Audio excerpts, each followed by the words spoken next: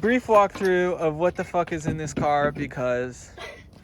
It's sick. Okay, so what we got? Brand new axe, first of all. Ding, ding, ding. A gorgeous one.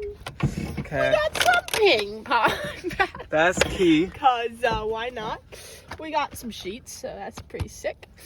We Solar panel. Solar panel and solar light. Wall tent. Yes. Stove. Yes. Another stove.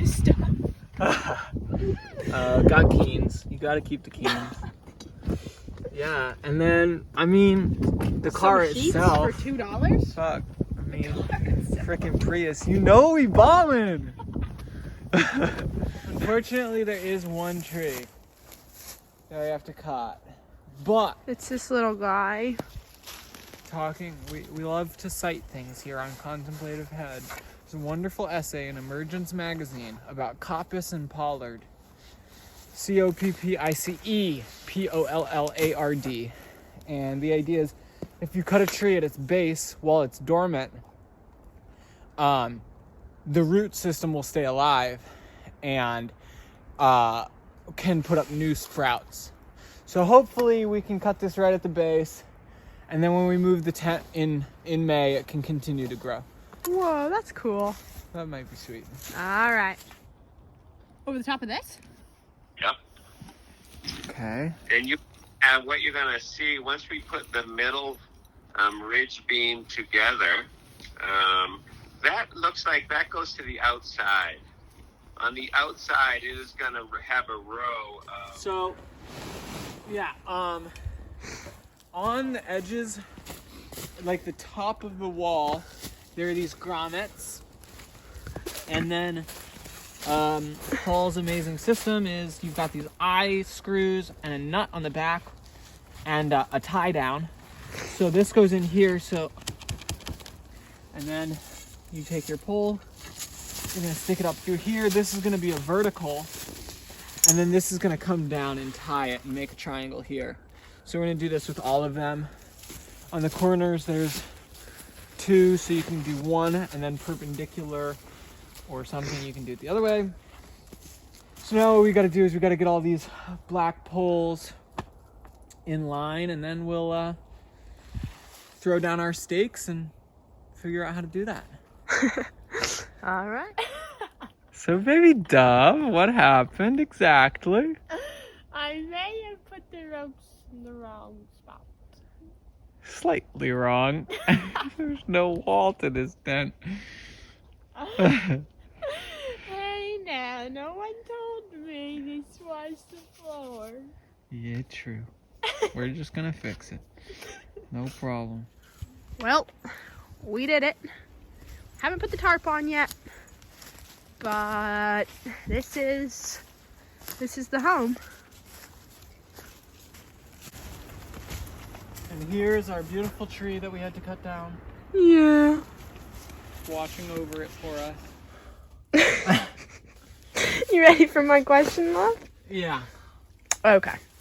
How do you feel like your work is currently impacting the world, or will in the future impact the world, and how do you want it to? Well, my work is really currently impacting the world just on a person-to-person basis because I don't really have an audience. So whether it's my professors or it's just the people I come in contact with day to day, for instance, when I was down in New Orleans, there was this father and daughter, and I saw that they had like a Tulane booklet. And I got into this conversation with the father about like college searching and about he was like, what do you study? And I was like, have you ever heard of Hampshire College? And he's like, no. He's like, what do you study? And I said economics. And he's like, oh, so are you gonna be like a stocks broker? And I was like, no, definitely not. And so we got into a conversation about what kind of economics I study, and at the end of the conversation I turned to his daughter.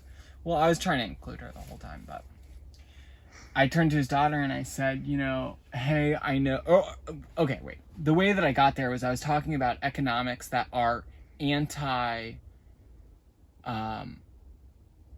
competitive and more so cooperative, anti-scarcity and more so abundance. So these kind of newer economics models that are more ecological, feminist based, and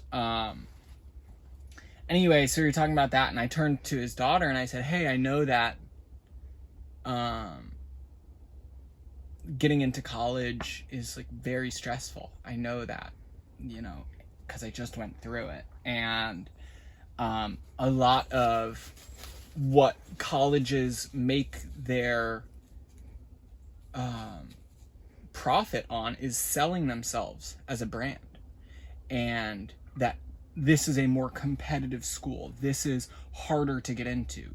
And somehow being harder to get into makes it more desirable.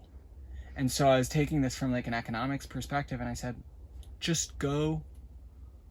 Or I wanted to say, I was like so flustered because at this point I was like flying in the face of her father, who is like some banker or something. And I was just like talking to her, who's like this 17-year-old high school kid. And I was a little bit flustered. But anyway, what I was getting at when talking to her was go the place that makes you happy. Go to a college that makes you happy, not to a college that tells you they're a good college.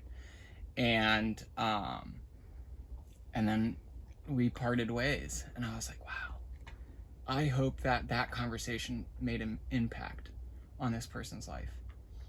And I obviously don't know who they are or where they're going to end up, but I hope it made an impact. So right now it's very person to person. That was a good answer, baby. And how do you want to see it? How would you like to make an impact? Well, I'd like to do the same thing, but with a larger audience. To say things that make people question why they're doing what they're doing. And get people to start asking the question for themselves. Why am I doing what I'm doing? Mm-hmm. And hopefully if people can take a little bit more time to meditate, not in like a Buddhist sense, but in just a cognitive sit down and think, not move, do from this to that to this to that. I need to be productive. I need to get this shit done and this shit done. But just to take a deep breath and to think about the direction that they're going and how that might, looking in the long term, affect their short-term decisions. So I want to do that same kind of conversation, but on a larger scale with more people. Mm-hmm. Yeah. Whether it's through a YouTube channel or through publishing a book or getting a job as a professor or wherever it takes me, I have no idea. Yeah, totally. Well, this is Daniel and Luke. Contemplative Head. This is the series, The Tent Life. This is the season that we live in the tent. This is the Thoreau series. Yes.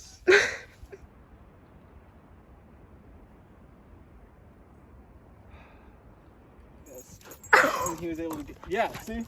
Oh